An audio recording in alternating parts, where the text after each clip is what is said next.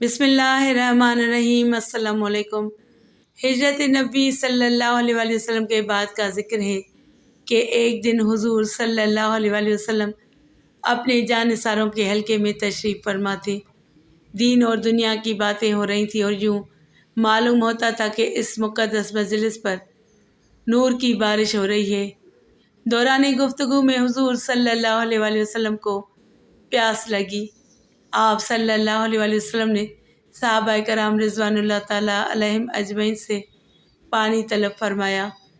ایک خوبصورت صحابی رسول جو ذرا لنگڑا کر چلتے تھے لپک کر اٹھے اور پیالے میں پانی بھر کر لائے۔ یکایک انہوں نے دیکھا کہ پانی میں بال پڑا تھا۔ انہوں نے جلدی سے یہ بال نکال کر باہر پھینک دیا اور صاف پانی حضور صلی اللہ علیہ وآلہ وسلم کی خدمت اقدس میں پیش کیا۔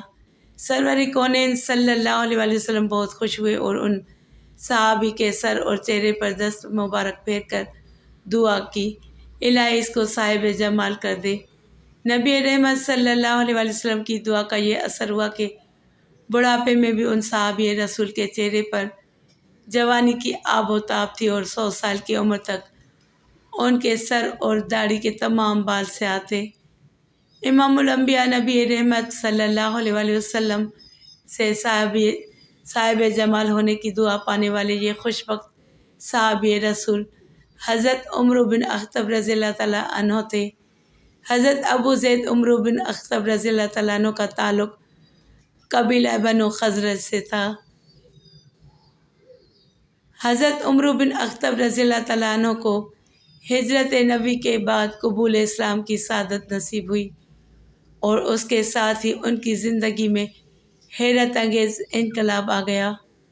وہ ہر وقت اپنی جان راہ حق میں قربان کرنے کے لیے بے تاب رہتے تھے۔ مسند احمد بن حنبل میں ہے کہ انہوں نے عہد رسالت کے 13 غزوات میں شرکت کی اور ہر معرکے میں نہایت ثابت قدمی سے داد شجاعت دی۔ حضور صلی اللہ علیہ وآلہ وسلم سے ان کو بے پناہ محبت اور عقیدت تھی۔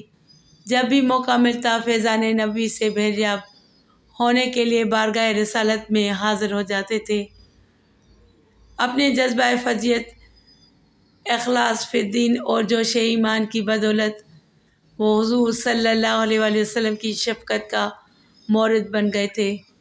مسند احمد کی ایک روایت میں ہے کہ ایک دن حضور صلی اللہ علیہ وآلہ وسلم نے اپنی پشت مبارک سے کرتا اٹھا کر فرمایا، عمر ذرا میری پیٹھ پر ہاتھ پھیرو۔ انہوں نے تعمیل ارشاد کی۔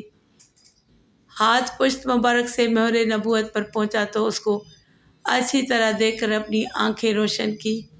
حضور صلی اللہ علیہ وآلہ وسلم کے وصال کے بعد چند سال مدینہ میں رہے۔ جب بصرہ آباد ہوا تو وہاں جا کر مستقل سکونت اختیار کر لی اور وہیں 120 سال کی عمر میں وفات پائی۔ اس وقت سر کے صرف چند بال سفید ہوئے تھے۔ وفات کے وقت ایک لڑکا اور ایک لڑکی موجود تھے۔ اللہ تعالیٰ کی ان پر بے شمار رحمتیں نازل ہوں، آمین یا رب العالمین۔